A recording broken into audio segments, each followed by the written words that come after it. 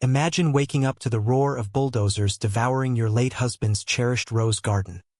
All because some HOA queen decided your land was her kingdom. For 8 agonizing months, I've watched them pour $35 million into luxury condos on soil that's been in my family since before these suburban invaders knew what a latte was. And right now, that smug tyrant, Dolores Harrington, is strutting like a peacock at the ribbon-cutting ceremony, oblivious that the ground beneath her Manolos is about to swallow her whole empire. Thanks to a dusty deed I've been cradling like a loaded gun. My name's Evelyn Thorpe, and this 35-acre patch of Virginia countryside has whispered my family's secrets for 4 generations. Grandpa bought it dirt cheap in the 70s, back when folks valued open sky over strip malls and the only traffic jam was a herd of deer crossing the road. Our old farmhouse creaks like it's sharing gossip with the wind. The wraparound porch sags just enough to feel lived in, and the barn out back hosts more spiders than livestock these days. My husband, Tom, and I turned it into our little Eden. Rows of roses that bloomed like fireworks in June. A vegetable patch that fed half the neighborhood during hard times, and evenings where we'd sip sweet tea watching fireflies dance like they owned the night. Tom named our cranky old goat Bandit, because it'd steal socks off the line and parade around like a kingpin. Life was simple until cancer stole Tom 2 years back. The kind that sneaks up slow, then hits like a freight train. In those final weeks, he handled the paperwork because my eyes glaze over at legalese faster than frosting on hot cake. I'm a retired schoolteacher. Give me rowdy kids and I'll wrangle them into shape. Give me contracts, and I'm lost in a maze of mumbo-jumbo. After Tom passed, the quiet hit harder than a winter storm. I kept his routines alive. Tending the roses at dawn, harvesting veggies that tasted like summer bottled up, sitting on that porch swing still scented with his aftershave. The coffee maker brewed for 2 out of sheer stubbornness. But suburbia was creeping in like kudzu. Willow Creek estates popped up around my land like overpriced mushrooms. Mansions with pools nobody swam in, driveways wider than my whole yard, and lawns chemically green enough to glow in the dark. Property taxes skyrocketed 300%. Outpacing my pension like a bad bet at the races. These newcomers slapped together an HOA and somehow my property got roped in via some grandfather clause, even though I'm on the edge of their fancy fiefdom. That's when Dolores Harrington slithered into the picture. Picture a 50-something realtor who starches her blouses stiffer than her spine, drives a gleaming black Lexus she parks like it's claiming territory in a war zone, and walks like she's got the deed to gravity itself. HOA president by election or coercion, depending on who you ask, married to a county commissioner with fingers in every permit pie. She preaches community harmony like a televangelist, but rules with an iron fist wrapped in velvet gloves. She knocked on my door one crisp fall morning, smile wide as a shark's, reeking of perfume that could fund a charity if bottled and sold. "Mrs. Thorpe?" she cooed, clipboard in hand like a scepter. Just a quick signature for a standard drainage easement. Nothing major. Keeps the neighborhood flood-free and up to code. The papers screamed official.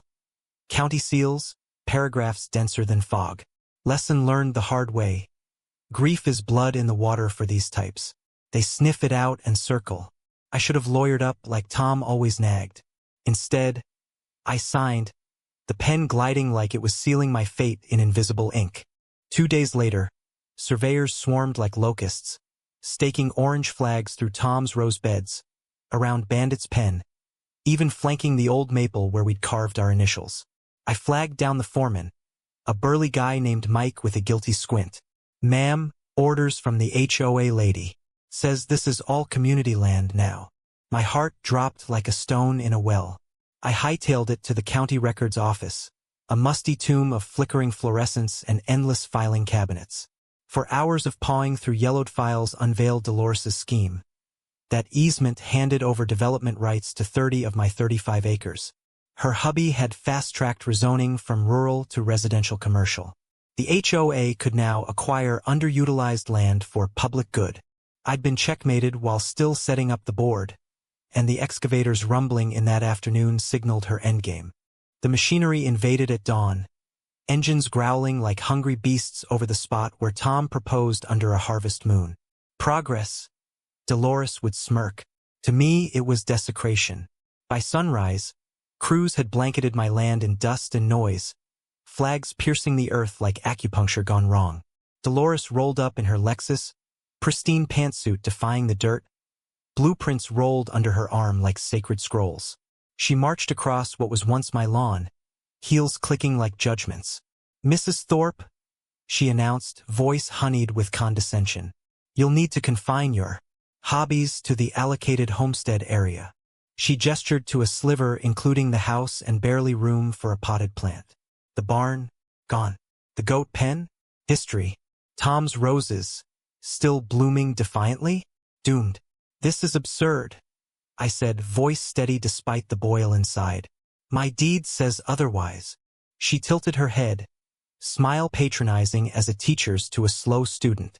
"Evelyn, dear, modernization benefits everyone. Your taxes will drop once values soar." Values, as if numbers could replace petals crushed under treads. That night, I pored over maps by lamplight, coffee bitter as my mood, comparing their stakes to my 1970s deed. And bingo, their survey was botched, hilariously so. Those flags encroached on neighbor Lila's orchard by a full half-acre, including her prized apple trees.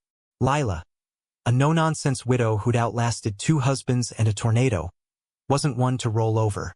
"Measure twice, sue once." Tom used to joke about wiring jobs. Same here. Lila and I plotted at dawn over thermos coffee, armed with pink tape and steel stakes. We redrew the lines true, then plunked lawn chairs smack on the border, sipping Joe like queens on thrones. Crews arrived to our blockade, Mike scratching his hard hat. Calls were made. Minutes later, Dolores's Lexus fishtailed in, her yoga ensemble rumpled, clearly yanked from Pilates. "This is obstruction," she hissed, face flushing.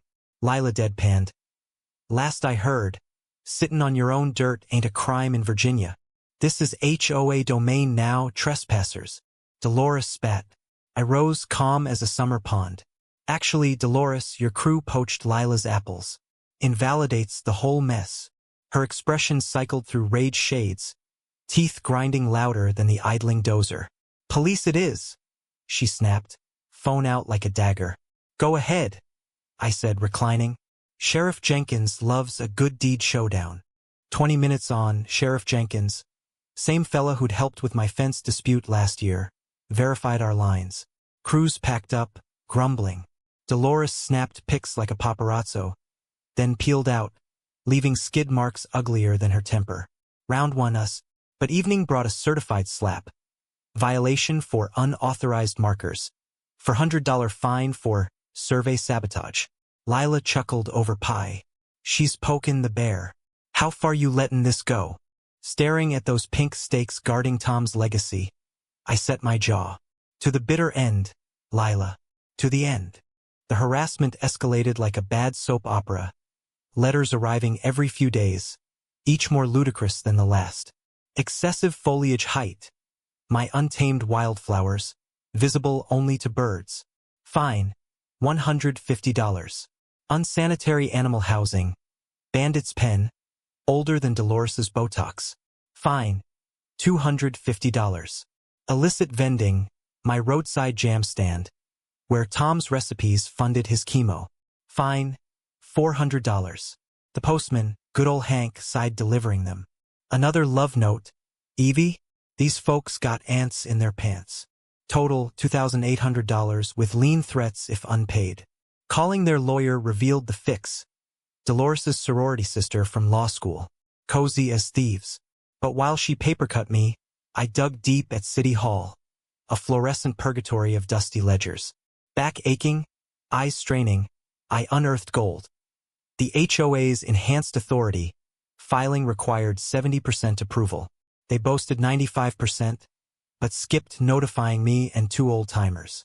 Their vote was a weekday noon affair, prime for excluding workers. I snagged a lawyer, young firebrand named Alex Rivera from Legal Aid, buried in debt but sharp as a tack. His office reeked of ramen and resolve.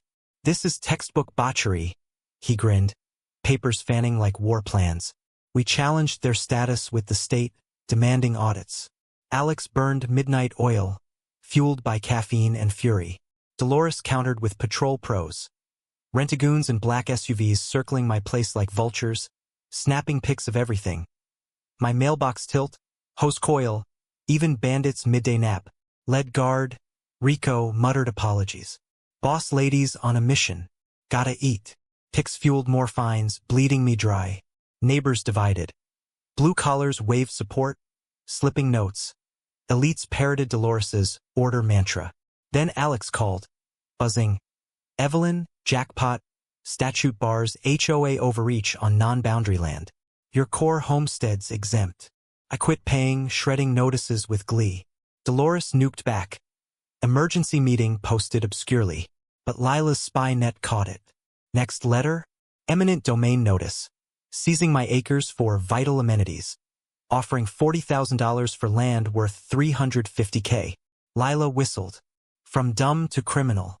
Ready to rope her noose. Grinning, I nodded. Time she hangs herself. The eminent domain farce read like amateur fiction. But Dolores pushed it. Board voting 5-1 in a closed session smelling of cronyism. Whispers spread. She was siphoning HOA dues for consultants. Her pals. I hired a PI, grizzled vet named Hank, no relation to the postman, who unearthed her padding invoices, rerouting funds to hubby's campaigns. Meanwhile, construction churned on, condos rising like arrogant fingers saluting the sky. Dolores hosted progress tours, preaching elevated living, while her goons harassed my deliveries. One day, she cornered me at the grocery, voice silky. Evelyn, resisting progress is so quaint. Sign over, and we'll even name a bench after Tom. I smiled sweetly. Dolores, forcing harmony on stolen dirt is so felonious. Her eyes narrowed, but she sashayed off, heels echoing mockery. Tensions boiled as winter loomed, costs ballooning. Tenants balked at delays. Environmental snags hit.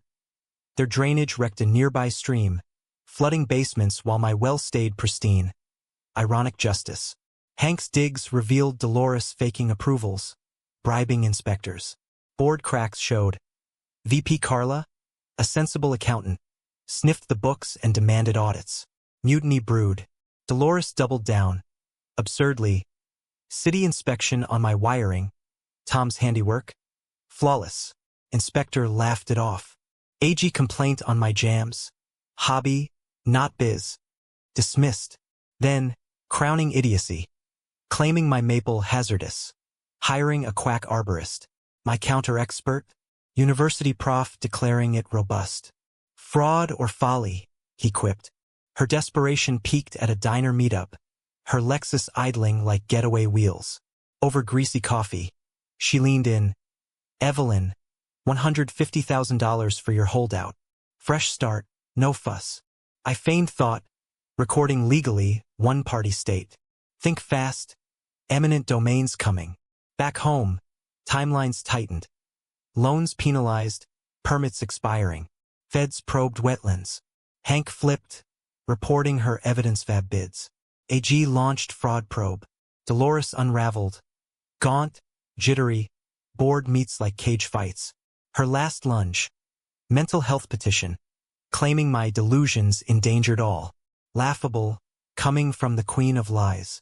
As opening neared, I watched from my kitchen, clutching that ancient deed.